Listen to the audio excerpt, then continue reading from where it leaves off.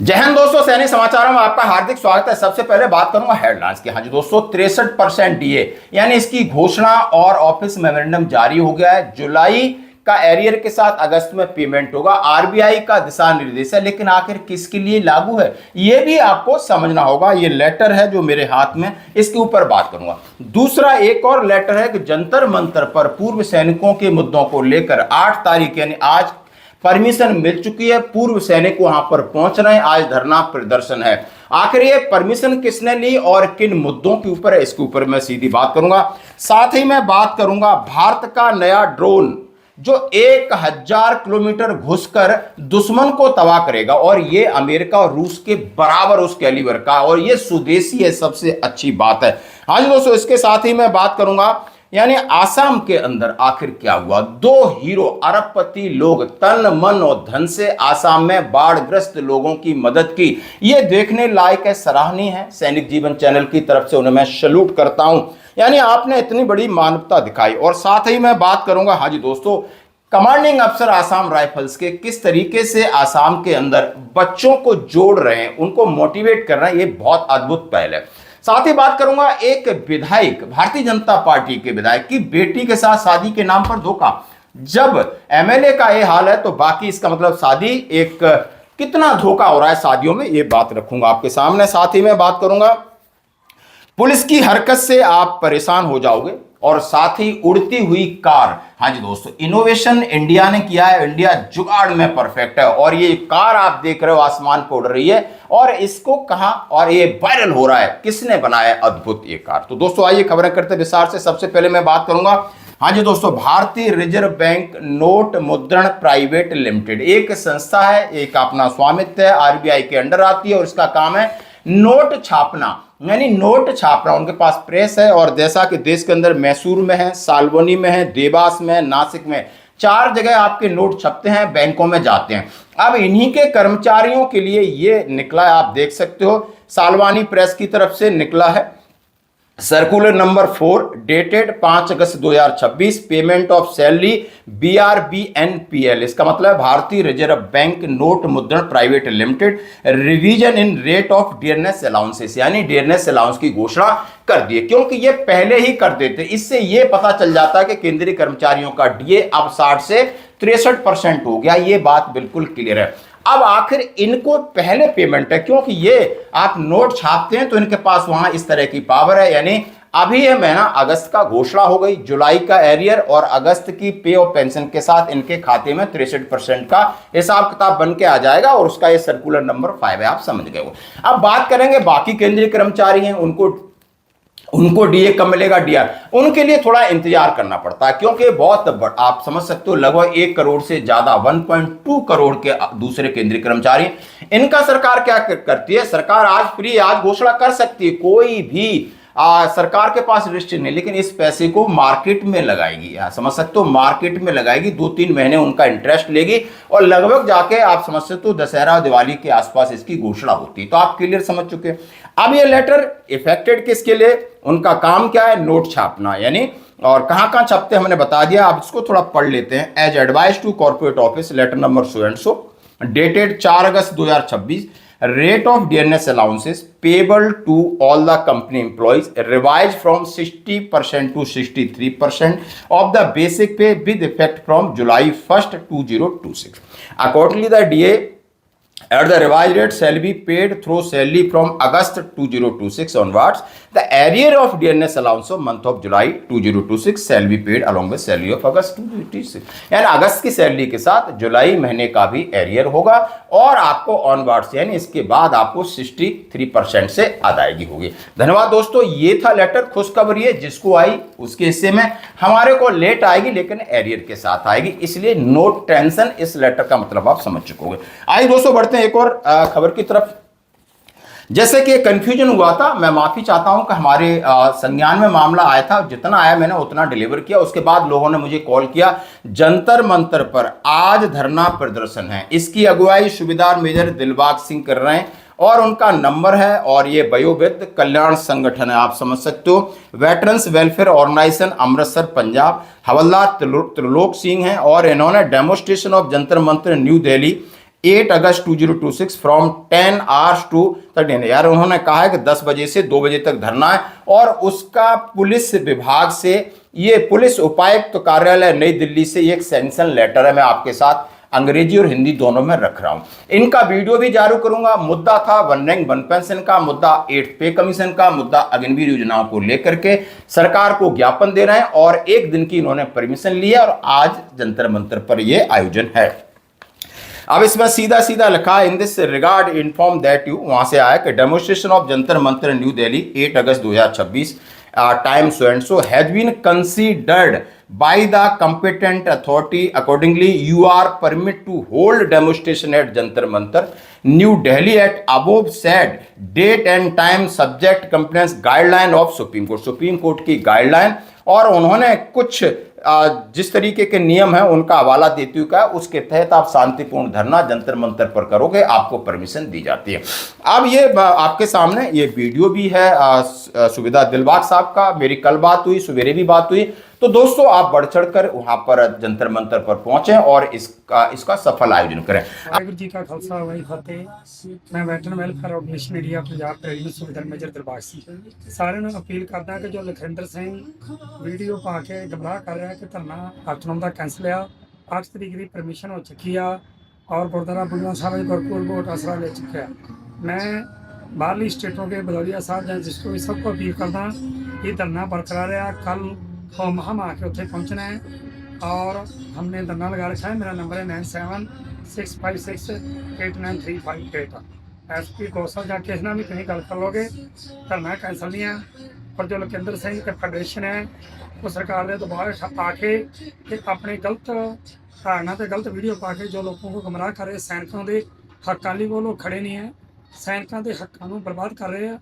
जिस विषय से मैं अपील करदा कि धरना कल 8 तरीक का 9 बजे से लैके 2 बजे तक का जो धरना है वो बरकरार है। सबको अपील है आप वहां पहुंचे। अब मैं बात कहना चाहता हूं अपनी तरफ से, यदि आप सैनिकों के संबंधी मुद्दे या संबंधी वीडियो या संबंधी लेटर या ज्ञापन कहीं भी देते हो तो आप हमें इन्फॉर्म करें, हम आपका अपने प्लेटफॉर्म पर स्वागत करेंगे।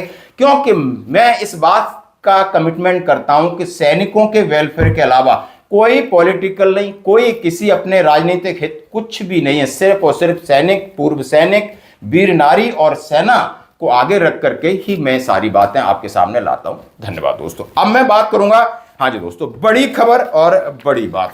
भारत का नया ड्रोन काल 1000 किलोमीटर दूरी तक दुश्मन को करेगा तबाह, जल्द सेना का हिस्सा बनेगा स्वदेशी ड्रोन। ये स्वदेशी ड्रोन और जिसका नाम है काल। मैं क्यों कह रहा हूं सबसे अच्छी खासियत है स्वदेशी है। 1000 किलोमीटर इसकी मारक क्षमता है। पेलोड इसका 50 किलो है, यानी पेलोड यानी आप विस्फोटक 50 केजी ले जा सकते हो। एंडोरेंस इसका 7 से 8 घंटा हवा में रह सकता है।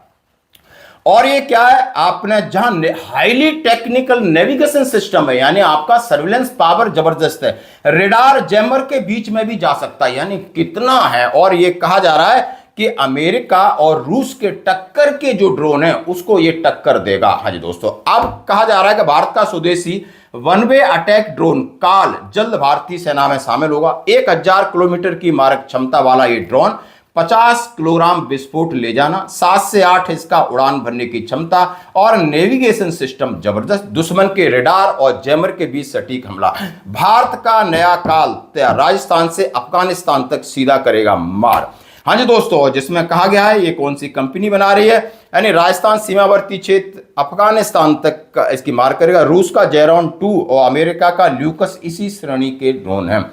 और कहा जा रहा है कि ये जल्द ही भारतीय सेना को मिलेगा। और ये यूएवी है, यानी अनमैन्ड एयर व्हीकल्स, यानी मानव रहित विमान। तो हम इसका स्वागत करते हैं कि जबरदस्त टेक्निक के साथ हमें हमारी सेना को बहुत ज्यादा एक शक्तिशाली ड्रोन मिलने वाला। धन्यवाद दोस्तों।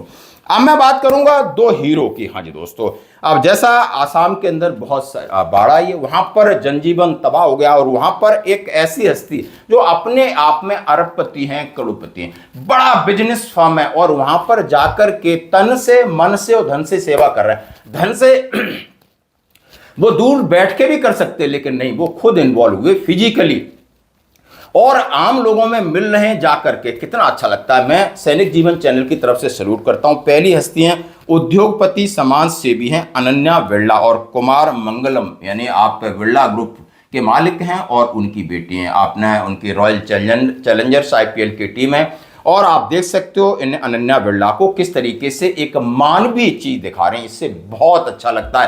यानी अरबपति हैं, कुछ भी है ऐसो आराम, लेकिन नहीं, समाज सेवी है। और दूसरा अलग सर हैं, अलग पांडे हैं, जो फिजिक्स बल्ला के संस्थापक हैं, जी और नीट की तैयारी कराते बच्चों को। आज ये भी यानी अरबों करोड़पति बंदा है और वहां पर सामान प्रोवाइड करा रहा है, वो किस तरह मदद कर रहा है, तन से मन से धन से। तो दो हीरो को आज अपनी तरफ से मैं सैल्यूट करता हूं। हाँ जी दोस्तों, और मैं चाहता हूं कि लोग थोड़े थोड़े पैसे हो जाते हैं, कितना घमंड हो जाता है और आसमान में उड़ने लगते हैं, लेकिन आप इनको जरा देखिए, धरातल पर हैं इनके पैर और सामान्य वेशभूषा में बारिश में भीगकर लोगों की सेवा कर रहे हैं और मानवीय सेवा सबसे बड़ी सेवा। तो आइए दोस्तों, मैं बात करूंगा, एक वीडियो आपके सामने मैं दिखाना चाह रहा हूं और ये हैं बीजेपी विधायक हैं, सीतापुर से बीजेपी के विधायक ज्ञान तिवारी जी हैं। ये अपने समधी अनुज त्रिवेदी को गिरफ्तार करने की अपील कर रहे हैं। उनकी बेटी प्रज्ञा के साथ सोशल मीडिया पर वीडियो जारी किया है। बेटी की शादी 2024 में यानी अनुज त्रिवेदी के बेटे प्रखर त्रिवेदी से हुआ है। जिन लोगों ने शादी करवाया बताया कि यह अच्छा परिवार है, मगर ये लोग ऐसा निकलेंगे पता नहीं था। आजकल किसी को किसी के बारे में पता नहीं। मैंने अपनी बेटी को डॉक्टर बनाया। शादी के समय बोले लड़का रियल एस्टेट में काम करता है और वो क्या रहा है कि जो समधी पर आरोप लगाया कि 25 इसी तरीके की नकली शादी करके पैसा ऐंठते हैं। अनुज त्रिवेदी विज्ञापन के जरिए महिलाओं को शादी का झांसा देते हैं, करोड़ों रुपए की ठगी करते हैं। समझ में नहीं आता आजकल चेहरे पर कितने नकाब लेके घूम रहे हैं। एक सामने वाला MLA है भारतीय जनता पार्टी का और 25 शादी का आरोप। शादी का बिजनेस है और फिर छोड़ दो। वाह, दुनिया कहां जा रही है दोस्तों, आप देख सकते हो और कितना दर्द है। और वो समधी पर आरोप लगा रहे हैं कि इसने बिजनेस बना रखा है। भगवान ऐसे लोगों को सद्बुद्धि दे और हम कुछ नहीं कह सकते। अब सादर प्रणाम। आज हम अपनी फेसबुक के माध्यम से लाइव हैं। हम हैं, हमारी बेटी है डॉक्टर प्रज्ञा तिवारी। हम आज की लाइव कोई विधायक की हैसियत से, जनप्रतिनिधि की हैसियत से नहीं डाल रहे हैं। ये लाइव हमारी एक पिता अपने बेटी के प्रति डाल रहा है। आज से 2 वर्ष पहले 2024 में हमने अपनी बेटी की शादी किया था मिश्रित में और हम ये शादी हमारे EMD कॉलेज के प्रिंसिपल जिनके पढ़ाए हुए थे अनुज त्रिवेदी, उनके लड़के के साथ, प्रखर के साथ की थी। और विपिन मिश्रा जी थे, उनकी भी वहाँ पे रिश्तेदारी थी। और कई लोगों से पूछा, आज स्वर्गीय जनार्दन जी नहीं है और जब उनसे पूछ करके तब हम पूर्व सांसद हमारे जनार्दन मिश्रा जी से पूछ करके हमने शादी की थी। आज हमको ये महसूस हुआ कि जिस बेटी को हमने MBBS डॉक्टर बनाया, पढ़ा लिखा के इतना बड़ा किया, वो बाप कहीं न कहीं कोई कमी रह गई, जो ठगा अपने आप को महसूस कर रहा है। और हमें जानकारी हुई है कि 4 मुकदमे ये अनुज त्रिवेदी भिन्न भिन्न नामों से करके कुछ महिलाओं से शादी करके या कुछ पैसे ठगे हैं, जो भी है, जिसकी FIR भी हुई है और इस कारण वो जेल में गया हुआ है। और आज हम खुद अपने आप को महसूस कर रहे हैं। मेरा इतना ही कहना है कि जो मेरी बेटी के साथ अन्याय हुआ है, आज हम भी ठगे हैं। और हमारी बेटी अगर चाहेगी, मैंने बेटी को राजी कर रहा हूँ, अगर बेटी हमारी चाहेगी तो मैं भी अनुज त्रिवेदी के खिलाफ एक FIR कराऊंगा। और ये मैं बताना चाहता हूँ कि FIR होगी कि जिस तरीके से गुमराह करके, क्योंकि उसके ऊपर 2016 से 18, 16, 18 या 20, 22 तक के 21 तक 3-4 मुकदमे उसके लिखे हुए हैं और बाकी भी कुछ लोग उसके आरोप प्रत्यारोप लगा रहे हैं। निश्चित तौर से वो दुष्ट व्यक्ति है। ऐसे व्यक्ति को फांसी होनी चाहिए। किसी भी कीमत पर ऐसे व्यक्ति को बचना नहीं चाहिए। सलाखों के पीछे है।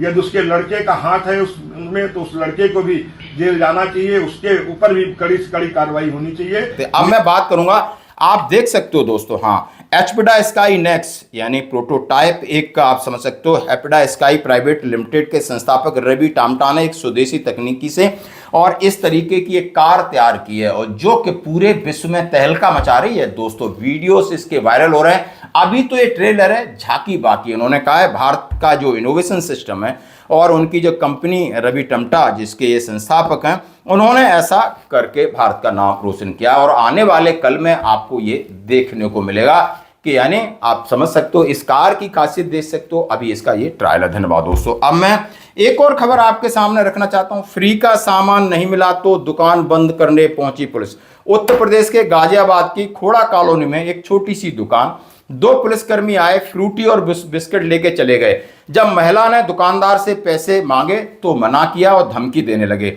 महिला विधवा है, पति है नहीं, 2 छोटे बच्चे हैं। इसी छोटी दुकान से घर का चूल्हा जलता है, लेकिन पुलिस वाले आते हैं दूसरे दिन आकर के उसकी दुकान बंद कराते हैं, क्योंकि चाय के पैसे मांग लिए, बिस्किट के पैसे मांग लिए। देख सकते हो। अब हमारे कमांडिंग अफसर, यहां पर मैं आपको एक सैनिक को दिखाना चाहता हूं।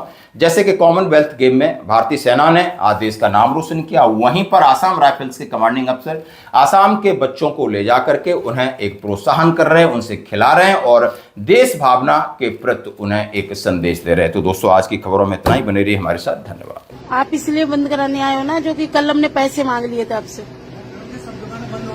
नहीं, कल हमने चाय और फ्रूटी लेके गए थे, उसके पैसे मांग लिए, इसलिए तो आपने बोला कि अभी हम लौट के आके देते हैं और नहीं दिए पैसे। मतलब फ्री सेवा करते हैं ना, तो कोई दिक्कत नहीं, और पैसे मांग लिए तो फिर दिक्कत हो गई। कल चाय लेके गए थे, फ्रूटी लेके गए, तब तो नहीं बोला आपने, तब नहीं बोला आपने बंद करो। नहीं, तब नहीं बोला आपने, बोला कि अभी लौट के आके पैसे देंगे आके।